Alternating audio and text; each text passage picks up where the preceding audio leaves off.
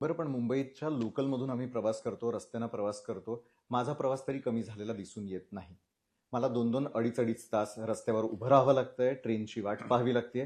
त्या गर्दीतून श्वास कोंडत, स्त्री असेल, पुरुष असेल, नवयुवा असेल, प्रत्येकाला प्रवास करावा लागतो. कधी थांबणार आमचा हा गुदमरलेला श्वास आणि मोकळा श्वास आम्ही कधी घेणार? भाजप संपेल तेव्हा.